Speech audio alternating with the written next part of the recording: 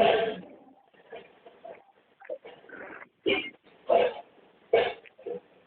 शांति।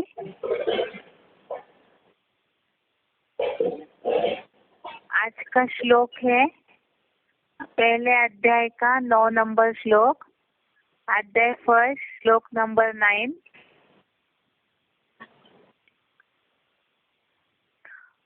अन्ये च बहवः शूरा मदर्थे त्यक्त जीविता नाना शस्त्र प्रहरणा सर्वे युद्ध विशारदा। अन्ये च बहवः शूरा मदर्थे त्यक्त जीविता नाना शस्त्र प्रहरणा सर्वे युद्ध विशारदा। और इसका संधि विच्छेद है अन्ये च बहवः शूरा मदर्थे त्यक्त जीविताः नाना शस्त्र प्रहरणा सर्वे युद्ध विशारदा। इसका एक बार उच्चारण सुनते हैं।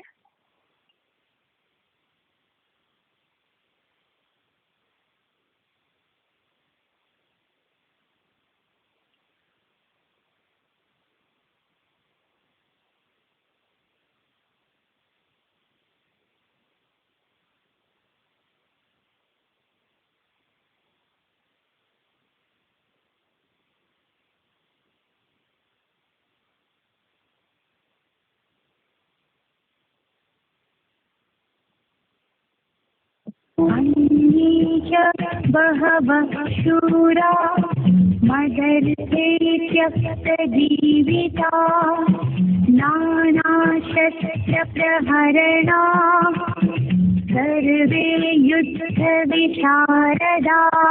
और भी अनेक कौरव पक्ष के शूरवीर अन्ये च बहवः शूरा मदर्थे त्यक्तजीविता नाना शस्त्र प्रहरणा सर्वे युद्ध विशारदा। और भी अनेक कौरव पक्ष के शूरवीर जो विशेष रूप से मेरे लिए अपने जीवन का भी मन मारकर त्याग करने वाले हैं, वे सभी अनेक छल छिद्र वाले ज्ञान अज्ञान शस्त्रों से मेरी मनमत से प्रहार करने वाले हैं तथा झूठी और आत्ताई हिंसक युद्ध कला में निपुण हैं। अन्ये च बहवः शूरा मदर्थे त्यक्तजीविता नाना शस्त्र प्रहरणा सर्वे युद्ध विशारदा। और भी अनेक कौरव पक्ष के शूरवीर जो विशेष रूप से मेरे लिए अपने जीवन का भी मन मारकर त्याग करने वाले हैं, वे सभी अनेक छल छिद्र वाले ज्ञान अज्ञान शस्त्रों से मेरी मनमत से प्रहार करने वाले हैं तथा झूठी और आत्ताई हिंसक युद्ध कला में निपुण हैं।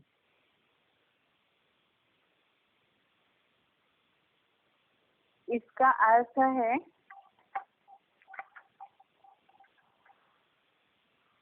अन्ये च बहवः शूरा मदर्थे जीविताः।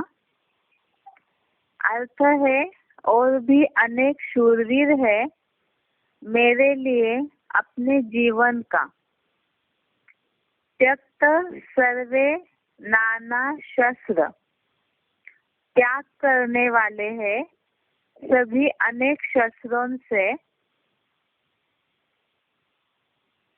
प्रहरणा युद्ध विशारदा प्रहार करने वाले हैं युद्ध कला में निपुण है। इसका अर्थ हो गया और भी अनेक शूरवीर है मेरे लिए अपने जीवन का त्याग करने वाले हैं सभी अनेक शस्त्रों से प्रहार करने वाले हैं युद्ध कला में निपुण है। और इसमें भी जो अर्थ लिखा हुआ है, और भी अनेक कौरव पक्ष के शूरवीर है। माना ऊपर जो योद्धाओं का वर्णन दिया हुआ है, जैसे भीष्म, कर्ण, समितिंजय, कृपाचार्य, अश्वत्थामा वगैरह, तो इनके अलावा भी और भी ऐसे कौरव पक्ष के योद्धाएं हैं जो शूरवीर हैं, जो विशेष रूप से मेरे लिए अपने जीवन का भी मन मारकर त्याग करने वाले हैं। अर्थात महाभारत में तो ये दिखाया है कि दुर्योधन का जो भी आतताईपना था, या दुशासन का, खास तो दुर्योधन अपनी इच्छा पूर्ति के लिए, अपने राज्य गद्दी के लिए युद्ध करवा रहे थे। इसीलिए जो भी भीष्म, द्रोणाचार्य है या तो कर्ण है, इनको इच्छा न होते हुए भी युद्ध के लिए तैयार हुए। इसी हिसाब से यहाँ लिखा है कि मेरे लिए अपने जीवन का भी मन मारकर त्याग करने वाले हैं। वे सभी अनेक छल छिद्र वाले ज्ञान अज्ञान शस्त्रों से। तो यहाँ जो लिखा हुआ है छल छिद्र वाले ज्ञान अज्ञान शस्त्रों से, यहाँ पहली बात है जो ज्ञान लिखा हुआ है, तो कौरवों का अर्थ तो हमने कल्पवृक्ष के हिसाब से समझा है कि कौरव अर्थात जो बाप को जानते तो है लेकिन उनको मानते नहीं है और उनके बताए हुए श्रीमत रूपी रास्ते पर चलते नहीं है। तो इसीलिए ऐसे कौरव संप्रदाय वाले ही तो महाभारत युद्ध छेड़ते हैं। इसका मतलब उनके बुद्धि में ज्ञान तो है, बाप की पहचान तो है, लेकिन उस ज्ञान को वो छल छिद्र के रूप में या निगेटिव रूप में उपयोग करते हैं और ऐसे ज्ञान शस्त्रों का ही विरोध करने के लिए या तो निगेटिविटी के लिए उपयोग करते हैं। इसीलिए वो बोला हुआ है ऐसे ज्ञान शस्त्रों से। और अज्ञान माना पूरा बाप की पहचान बुद्धि में नहीं है तो अज्ञान तो है ही। और अभी कलयुगांत में तो सारी दुनिया ही अज्ञान अंधकार में है। तो इस हिसाब से छल छिद्र वाले अर्थात औरों को बहकाने वाला जो ज्ञान सुनाते हैं, इस हिसाब से छल कपट जो उनके बुद्धि में रहता है, इसीलिए बताया छल छिद्र वाले ज्ञान अज्ञान शस्त्रों से मेरी मनमत से प्रहार करने वाले हैं। अर्थात श्रीमत रूपे रास्ते पर तो कौरव संप्रदाय वाले चलते ही नहीं है, तो दुर्योधन की मनमत अनुसार ही वो महाभारत युद्ध करते हैं, विरोध करते हैं बाप के कार्य का। इसीलिए मेरी मनमत से प्रहार करने वाले हैं तथा झूठी और आतताई हिंसक युद्ध कला में निपुण है। तो झूठ तो भरा हुआ है ही, क्योंकि सच बाप को जो मानेंगे नहीं तो उनके अंदर झूठ छल छिद्र कपट तो होगा ही। आतताई अर्थात अत्याचारी हिंसक युद्ध कला में निपुण है। तो इस हिसाब से इसका अर्थ एक बार दोबारा पढ़ रहे हैं। और भी अनेक कौरव पक्ष के शूरवीर है जो विशेष रूप से मेरे लिए अपने जीवन का भी मन मारकर त्याग करने वाले हैं। वे सभी अनेक छल छिद्र वाले ज्ञान अज्ञान शस्त्रों से मेरी मनमत से प्रहार करने वाले हैं तथा झूठी और आतताई हिंसक युद्ध कला में निपुण है। ऐसे देखा जाए तो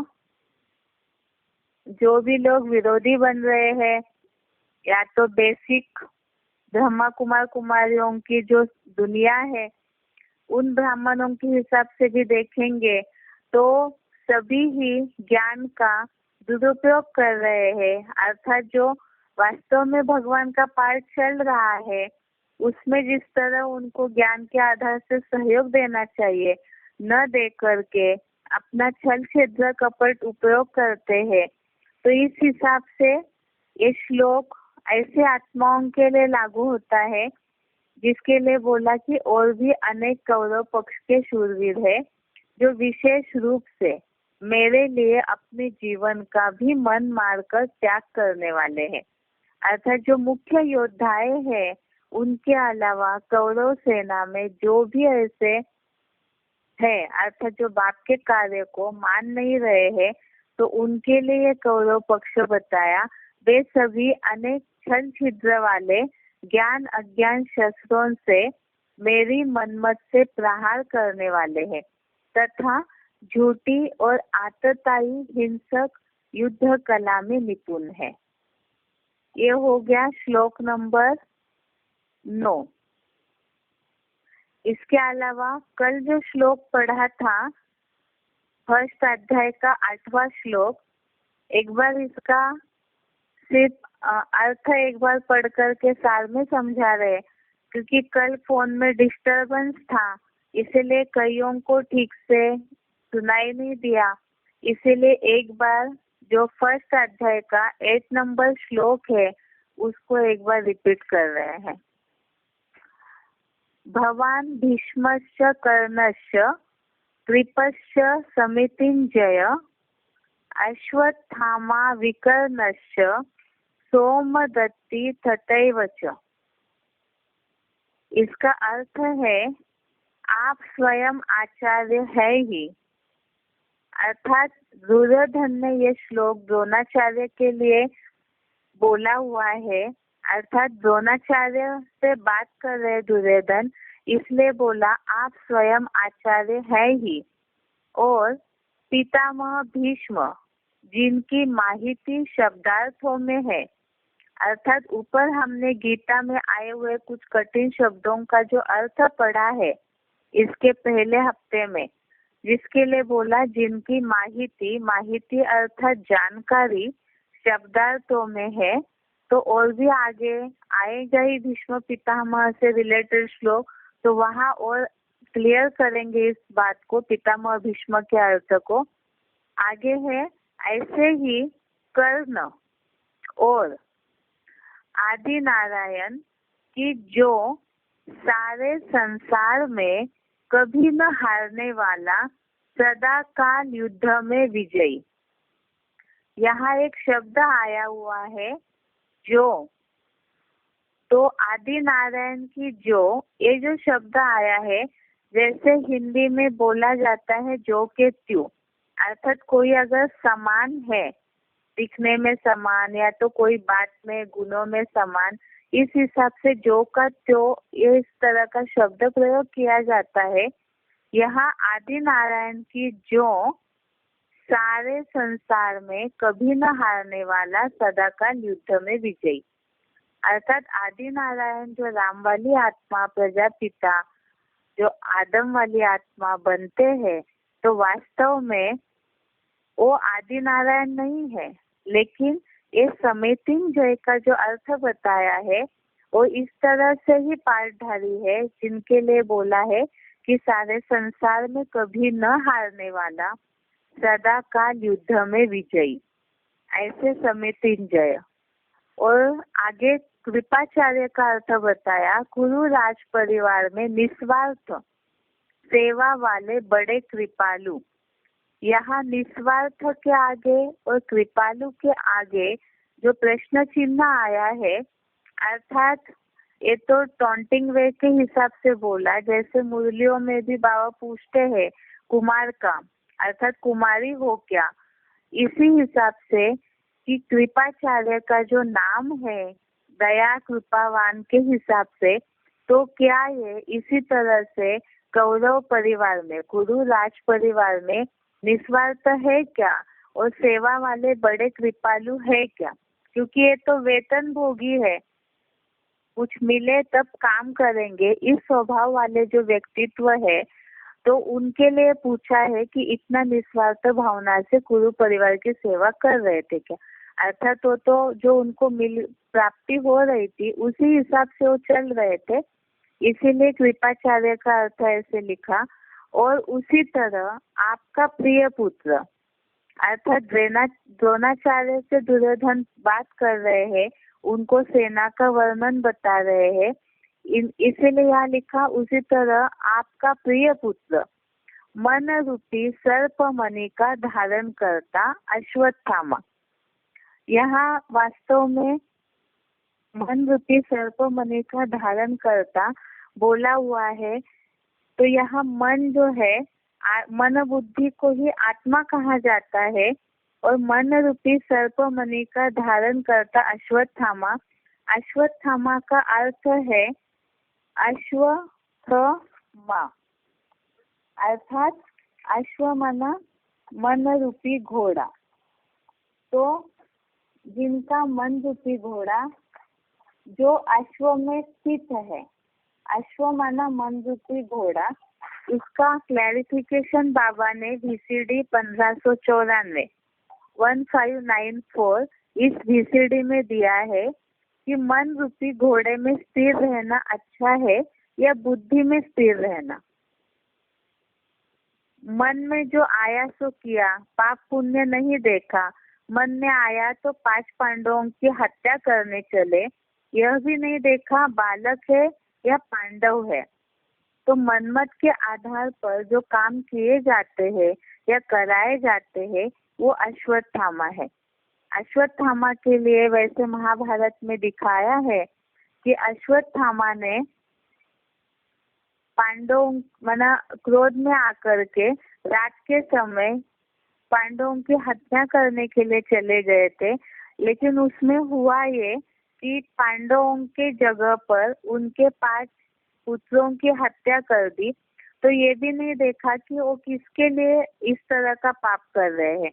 इसीलिए बताया कि ऐसे जो मन के अधीन होकर के पाप पुण्य देखे बिना जो काम करते हैं उनके लिए बोला हुआ है कि मन रूपी सर्प मणि का धारण करता, अर्थात सर्प तो विषैला होता है, तो इस तरह से विषैला वाला काम किया, इसीलिए उनको बताया अश्वत्थामा। दुर्योधन के सामने ही निडर होकर कटाक्ष करता। तो ये बताया कि दुर्योधन से अश्वत्थामा डरते नहीं थे, इसीलिए यहाँ लिखा है दुर्योधन के सामने ही निडर होकर कटाक्ष करता। कटाक्ष करता अर्थात उनके पीछे से या सामने से उनको जिस तरह टॉन्टिंग वैसे बात करना, कटाक्ष वाले तीर चला के बात करना, इसलिए यहाँ लिखा है कटाक्ष करता। और चापलूस करना, चापलूस अर्थात जैसे खुट्टे बर्दारी करना, माना किसी के आगे पीछे घूमना, उन्हीं की खातिरी करना, इस हिसाब से बताया है। कर्ण जो है वो तो दुर्योधन की बातों पे ही चलते थे, इसीलिए बताया है चापलूस कर्ण। और दुशासन के भी विपरीत स्वभाव वाला, दुशासन के लिए बताया जाता है दुष्ट शासन करने वाला, और उनके विपरीत स्वभाव वाला विकर्ण। विकर्ण ये भी कौरवों के भाइयों में से ही है, लेकिन महाभारत में जो दिखाया है कि वो दुर्योधन दुशासन के जो भी उल्टे काम होते थे, गलत काम होते थे, उनका विरोध करते रहते थे। इस हिसाब से यहाँ दिखाया दुशासन के भी विपरीत स्वभाव वाला, और इसी चापलूसी संसार में। तो इस कलयुगांत में तो देहभान बढ़ने के कारण सभी देहधारियों की खातिरी करने में ही लगे रहते हैं, इसलिए यहाँ लिखा है इस चापलूसी संसार में। आगे सोमदत्त पौत्र भूरिश्रवा, इनका अर्थ ब्रैकेट में लिखा है शीतल ज्ञान कृष्णचंद्र उर्फ सतयुगी 16 कला नारायण की 3री पीढ़ी के नारायण में प्रविष्ट। तो यहाँ भूरी भूरी प्रशंसनीय महात्मा बुद्ध ही, भूरी भूरी अर्थात अधिक प्रशंसा वाले महात्मा बुद्ध ही। तो यहाँ जो बताया है सतयुगी 16 कला नारायण की 3री पीढ़ी के नारायण में प्रविष्ट। आगे तो यहाँ लिखा है कि इस बात के संज्ञानार्थ AIVV का एडवांस कोर्स अनिवार्य है। अनिवार्य माना करना जरूरी है, तो तभी इस बात की व्याख्या समझ में आएगी, अर्थ समझ आएगा कि यहाँ जो लिखा है सतयुगी 16 कला नारायण की 3री पीढ़ी के नारायण में प्रविष्ट। कल्पवृक्ष के चित्र में जो बताया जाता है सतयुग में राधा कृष्ण के रूप में ब्रह्मा बाबा और ओम राधे मम्मा का जन्म होगा। उनके बाद इस्लाम धर्म की आधारभूत आत्मा, उनका जन्म होता है सेकंड नारायण के रूप में। और तीसरा जो नारायण है वो बौद्ध धर्म है। तो वास्तव में सतयुग में तो धर्मों की बात ही नहीं आती है। यहाँ जिस तरह से संगम युग में चली गद्दियाँ, या तो जिस तरह से पुरुषार्थ है उन आत्माओं का, उस हिसाब से राधा कृष्ण ही बड़े होके लक्ष्मी नारायण का टाइटल ले लेते हैं और उनकी गद्दी सेकंड नारायण को मिलती है।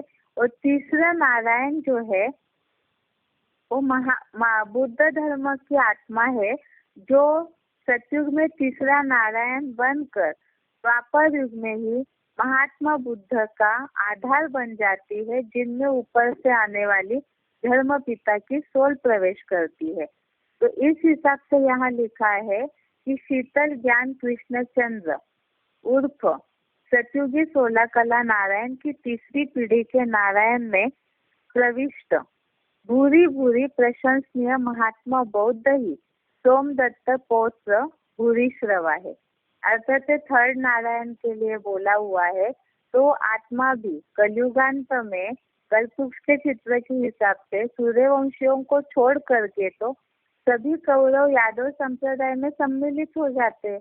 अर्थात सभी ही विरोध में कुछ ना कुछ परसेंटेज में विरोध करके महाभारत युद्ध करवाते हैं। इसीलिए राइटिस्ट साइड का धर्म होते हुए भी इनको कौरव संप्रदाय के योद्धाओं के रूप में बताया। एक बार अर्थ इसका दोबारा पढ़ रहे हैं।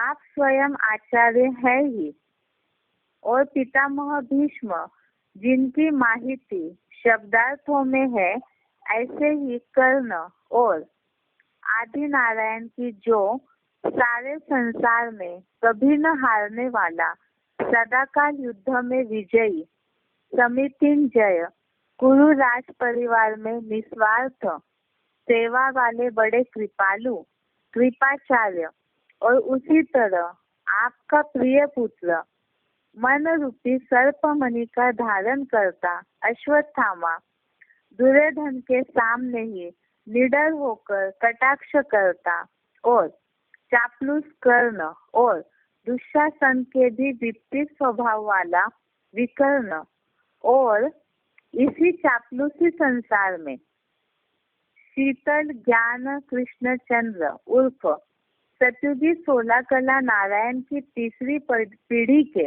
नारायण में प्रविष्ट भूरी भूरी प्रशंसनीय महात्मा बुद्ध ही सोमदत्त पौत्र भूरी श्रवा है। इस तरह से ये हो गया पहले अध्याय के 8वें श्लोक का अर्थ।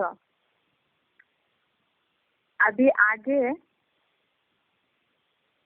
कल हमने आत्मा और शरीर में अंतर है उसको साबित करने वाले श्लोक देखे थे, जिसमें ये बातें साबित होती है श्लोक के आधार से कि आत्मा अविनाशी है, अजर अमर अविनाशी है, नित्य है और शरीर जड़ है और विनाशी भी है। तो एक बार वो जो श्लोक बताए थे उसको शॉर्ट में एक बार रिपीट करके आगे भी और भी ऐसे श्लोक है आत्मा और शरीर के अंतर वाले, उसको देखेंगे। कल जैसे बताया था दूसरे अध्याय का 20वां श्लोक आत्मा अजर अमर अविनाशी नित्य शाश्वत और पुरानी है। इस हिसाब से दूसरे अध्याय का श्लोक देखा था जिसमें बताया है कि न जायते म्रियते वा कदाचिन्नायं भूत्वा भविता वा न भूयः अजः नित्य शाश्वतो यम पुराणो न हन्यते हन्यमाने शरीरे।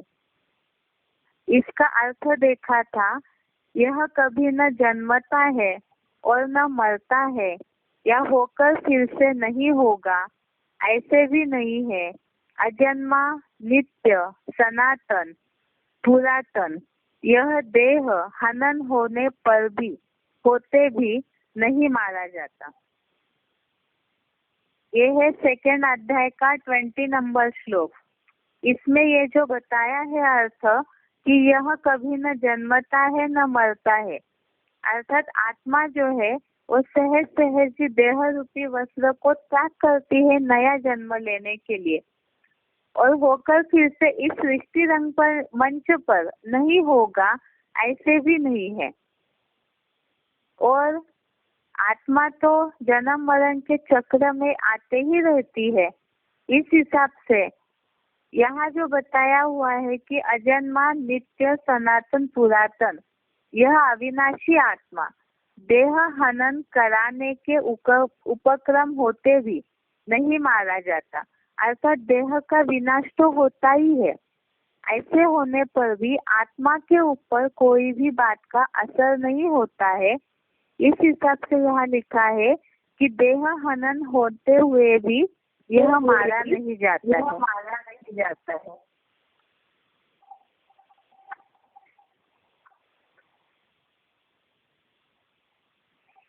आगे शरीर के लिए श्लोक बताया था कि शरीर जो है जिस तरह से इन भौतिक प्रक्रियाओं का या सृष्टि का जो काल चक्र है, इन बातों का शरीर के ऊपर असर हो जाता है। इसके लिए सेकेंड अध्याय का 13 नंबर श्लोक, सेकेंड अध्याय का 13 नंबर श्लोक बताया था। देहिनोस्मिन् यथा देहे कौमारम यौवनम जरा तथा देहांतर प्राप्ति धीरस्तत्र न मुह्यति। जैसे आत्मा की इस देह में कुमार, युवा अवस्था और बुढ़ापा है, वैसे ही दूसरे दूसरे शरीरों की प्राप्ति होती है। धैर्यवान उस विषय में मोह नहीं करते हैं। तो यहाँ बताया कि शरीर जो है वो इस तरह से काल चक्र में आने के कारण कुमार, युवा अवस्था, बुढ़ापा और उसके बाद दूसरे दूसरे शरीरों की प्राप्ति होती है, अर्थात शरीर छोड़ना पड़ता है, तो शरीर का विनाश हो जाता है। इसलिए ये बताया है शरीर के विनाश के लिए श्लोक। उसके बाद आगे आत्मा के लिए बताया कि उनके ऊपर इस दुनिया की कोई भी बात का असर नहीं होता है, जिसके लिए ये हमने देखा था कि आत्मा तो बहुत सूक्ष्म ज्योति बिंदु का कण है।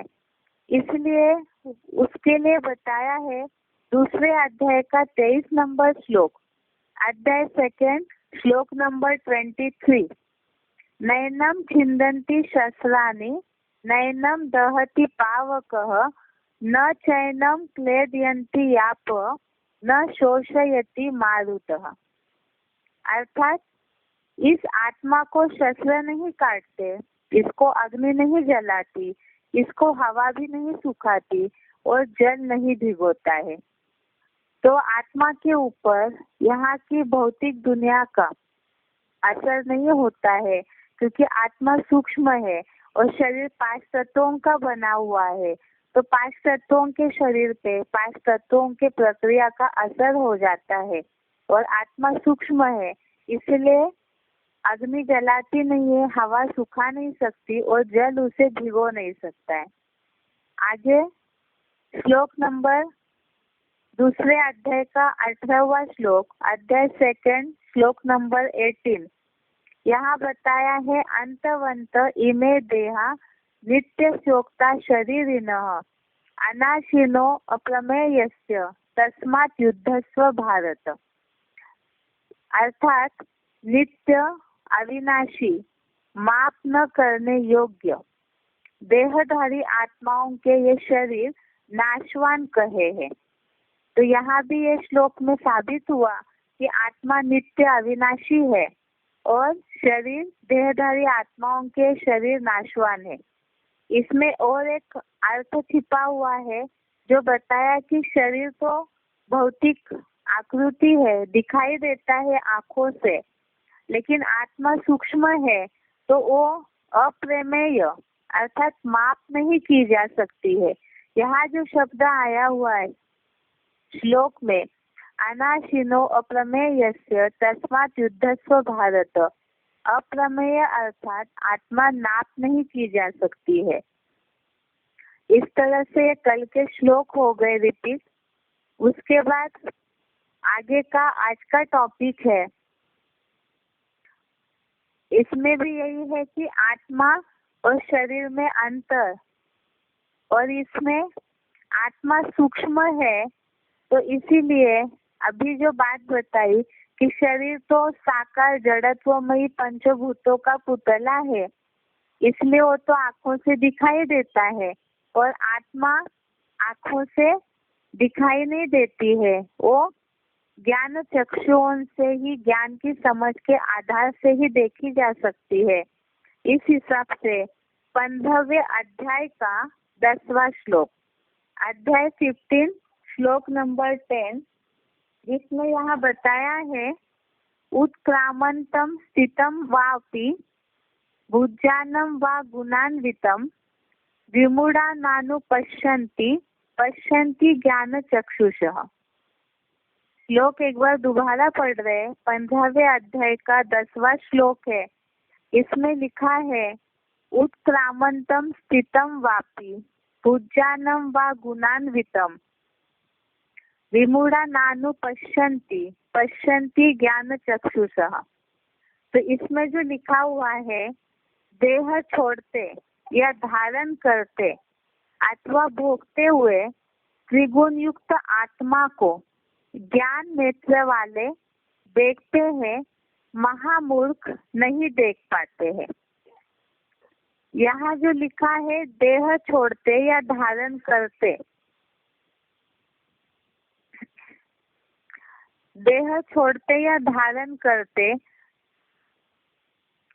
अथवा भोगते हुए, अर्थात यहाँ लिखा है विषय भोग भोगते हुए त्रिगुण युक्त आत्मा को एडवांस गीता ज्ञान नेत्र वाले परम ब्रह्मावत ही देखते हैं।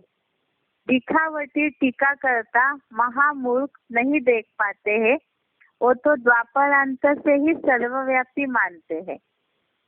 तो यहाँ जो बात बताई कि जिनके पास ज्ञान नहीं है तो उस आत्मा को देख नहीं पाते हैं, तो आत्मा के अस्तित्व के बारे में भी उनके बुद्धि में समझ नहीं रहती है। देह छोड़ते या धारण करते या भोगते हुए त्रिगुण युक्त आत्मा को ज्ञान नेत्र वाले देखते हैं। तो यहाँ हम जानते हैं कि जब कोई मर जाता है तो उनके अंदर से आत्मा निकल जाती है, या तो इस शरीर के द्वारा भोगते हुए, अर्थात जो भी शरीर से कर्म कर रहे हैं वो आत्मा कर्म करती है। इस हिसाब से यहाँ बताया कि निराकार चैतन्य शक्ति जो आत्मा है वो स्थूल नेत्रों से नहीं तो ज्ञान चक्षुओं से देखी जाती है। उसके बाद आगे का श्लोक है कि आत्मा अति सूक्ष्म, अचिंत्य और अव्यक्त है। इसके लिए दूसरे अध्याय का ही 25वां श्लोक है, अध्याय 2 श्लोक नंबर 25। इसमें ये श्लोक बताया हुआ है अव्यक्तो यम चिंतोयम अविकार्यो यम उच्यते तस्मात् देवं विदित्वैनं नानु शोचन्ति मर्हसि। एक बार श्लोक दोबारा पढ़ रहे हैं, अव्यक्तो यम चिंतोयम अविकार्यो यम उच्यते तस्मात् देवं विदित्वैनं नानु शोचन्तु अर्हसि। अर्थात यह अव्यक्त है, यह अचिंत्य है, यह विनाशी पंचभूतों का संग न रहने पर सदा निर्विकारी बताई जाती है, इसलिए इसको ऐसा जानकर शोक करने के योग्य नहीं है। तो यहाँ तो भगवान ने अर्जुन को उपदेश दिया है कि आत्मा जब शरीर छोड़ती है तो उसके लिए तू शोक करने योग्य नहीं है, तो उसकी के लिए आत्मा का रूप बताया कि यह अव्यक्त है, अर्थात व्यक्त नहीं है, जो दिखाई नहीं देती है, अचिंत्य है, इतनी सूक्ष्म है कि उसका चिंतन नहीं कर सकते हैं, यह निर्विकारी बताई जाती है, तो बताया अगर वो देहधारियों के संग में न आए तो निर्विकारी ही रहेगी। इसलिए इसको ऐसा जानकर तू शोक करने के योग्य नहीं है।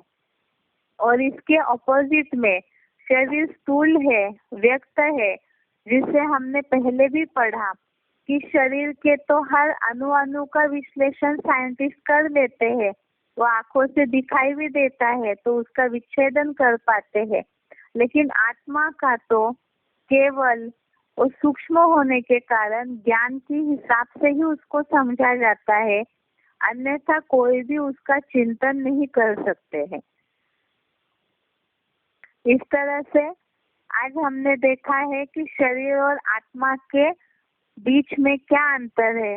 तो शरीर स्थूल है, दिखाई देता है, 5 तत्वों का जड़त्वमयी पुतला है, और आत्मा इन आँखों से नहीं देखी जा सकती है, ज्ञान चक्षुओं से ही देखा जा सकता है। अति सूक्ष्म है आत्मा, अचिंत्य है और अव्यक्त है। तो ये आधार है कि इस आधार से हम लोगों को समझा सकते हैं कि जो इन आँखों से दिखाई नहीं देती आत्मा, तो उसे समझने के लिए ही अध्यात्म नॉलेज की आवश्यकता है। तभी हम आत्मा के अंदरूनी बातों को जान सकते हैं कि वो किस तरह से जन्म मरण के चक्र में आती है, या किस तरह से उसका विधान ढूंढा हुआ है कि कब आत्मा क्यों जन्म लेती है, कैसे जन्म लेती है। इसके बाद आगे का टॉपिक है आज, आत्मा निर्लेप है क्या। इसके लिए सबसे पहले 13वें अध्याय का 19वां श्लोक है। इसमें बताया प्रकृतिम, 13वें अध्याय का 19वां श्लोक, अध्याय 13 श्लोक नंबर 19। प्रकृतिम पुरुषम चैव विद्धि अनादि उभो अपि विकारान् च गुणान् चैव विद्धि प्रकृति संभवान्।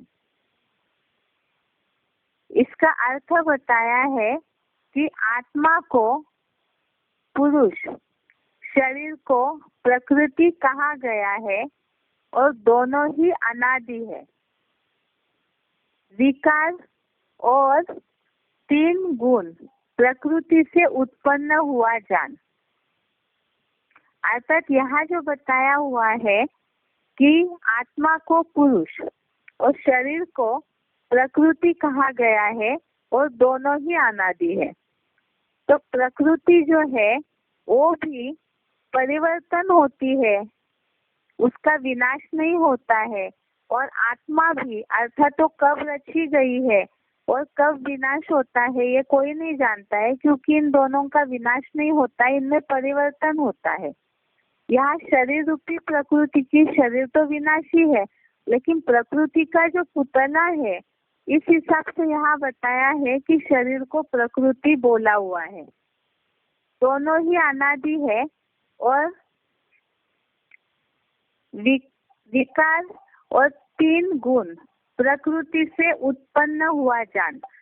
तो ये जो सत, रज और तम, ये तीनों गुण है और प्रकृति से उत्पन्न हुआ जान, क्योंकि प्रकृति जो है वो इन 5 तत्वों से बनी हुई है, और उसमें जब जब परिवर्तन होता है, मनुष्य जब जब नीचे गिरता है, तब तब ये 3 गुणों की उत्पत्ति होती है।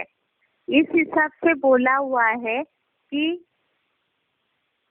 विकार और 3 गुण प्रकृति से उत्पन्न हुआ जान, माना आत्मा के ऊपर जैसे जैसे वो इस चक्र में आएगी, तो उसी आधार से उनके ऊपर असर 3 गुणों का हो जाता है। जैसे जो गीता का किताब है उसमें लिखा हुआ है, प्रकृति को और आत्मा को दोनों को अनादि ही जानो, और विकारों के 3 गुणों को भी प्रकृति से उत्पन्न हुआ जानो। उसके बाद आगे है 13वें अध्याय का 20वां श्लोक, इसमें बताया है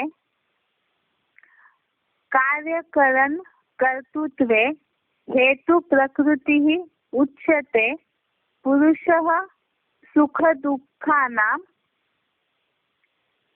भोक्तृत्वे हेतु उच्यते। अध्याय नंबर 13 श्लोक नंबर 20, इसमें अर्थ लिखा हुआ है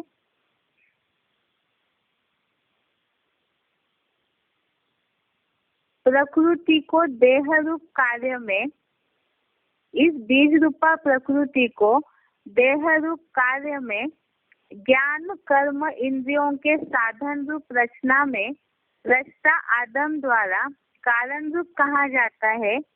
आत्मा को युगानुरूप प्राणियों के प्रयास अनुसार सुख दुखों के भोक्ता पने में संगमी शूटिंग प्रमाण अपने अपने कर्मों के अविनाशी रिकॉर्ड को ही कारण कहा जाता है। तो यहाँ जो बताया है पुरुष सुख दुख के भोक्ता पने में कारण है और प्रकृति कार्य और इंद्रियों के साधन रूप रचना में कारण है।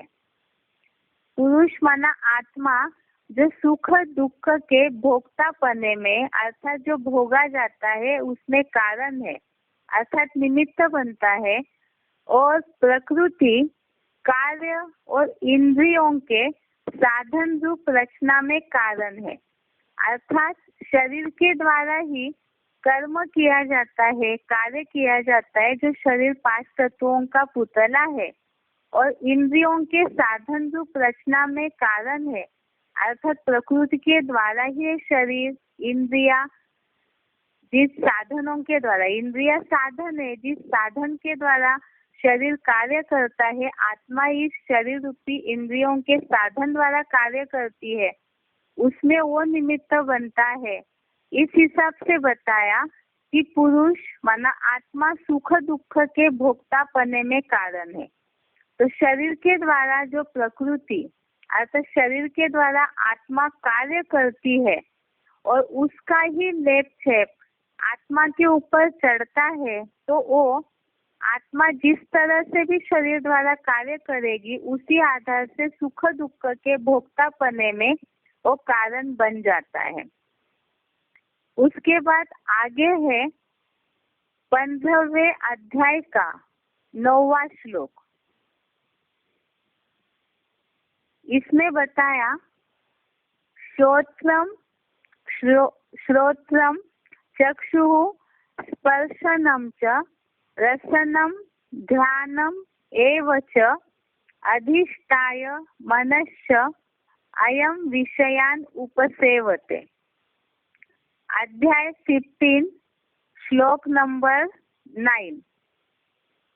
इसमें बताया श्रोत्रम चक्षु स्पर्शनम च रसनम घ्राणम एव च अधिष्ठाय मनश्च अयम विषयान उपसेवते। इसका अर्थ है आत्मा ही कान, आँख, त्वचा, जीवा और नासिका का और साथ ही मन का आधार लेकर विषय भोगों को सेवन करती है। आत्मा ही कान, आँख, त्वचा, जिह्वा अर्थात जीभ, नासिका माना नाक का और साथ ही मन का आधार लेकर विषय भोगों का सेवन करती है। तो जैसे ऊपर का श्लोक हमने पढ़ा कि प्रकृति कार्य और इंद्रियों के साधन रूप रचना में कारण है और पुरुष माना आत्मा सुख दुख के भोक्ता पने में कारण है, उसी का विश्लेषण इस श्लोक में आया है कि आत्मा शरीर की जो इंद्रिया है कान, आँख, त्वचा, जीभ, नाक और साथ में मन का आधार लेकर विषय भोगों का सेवन करती है अर्थात ये शरीर रूपी इंद्रिया रूपी साधन है उसके द्वारा आत्मा विषयों को भोगती है। और उसके लिए जरूरी है कि मन, इसमें हम भी मुरलियों में सुनते आए हैं, बाबा ने बोला है कि अगर मन इंद्रियों का साथ न दे तो पाप पुण्य की बात ही नहीं आती है। लेकिन मन जहाँ चंचल है, कंट्रोल में नहीं आता है, तो आत्मा माना ही मन बुद्धि, और आत्मा मन का आधार लेकर विषय भोगों का सेवन करती है, इसीलिए ही पाप पुण्य के लेपछेप में आती है, अर्थात ही सुख दुख के भोक्ता पने में कारण है।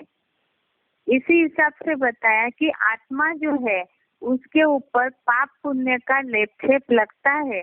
जो ये मानते हैं लोग कि आत्मा के ऊपर इस तरह का लेपछेप नहीं लगता, लेकिन ऐसे नहीं है। आत्मा के ऊपर पाप पुण्य का जिस तरह से वो कर्मों के चक्र में आती है, जैसे जैसे कर्म करती है, मन का आधार लेकर जैसे भी बातें सोचती है, उसी आधार से जैसे कर्म करती है, उसका प्रभाव जरूर पड़ता है और पाप पुण्य के लेपछेप में आएगी तो उसी के आधार से वो सुख दुख का भी कारण बन जाती है, सुख भोगने के या दुख के भी निमित्त बन जाती है।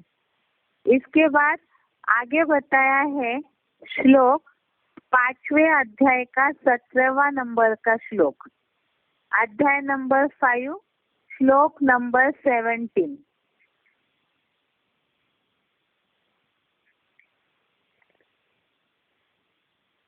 इसमें बताया श्लोक है, तद्बुद्धय तदात्मानः तन्निष्ठा तत्परायणाः गच्छन्ति अपुनरावृत्तिं ज्ञान निर्धूत कल्मषः।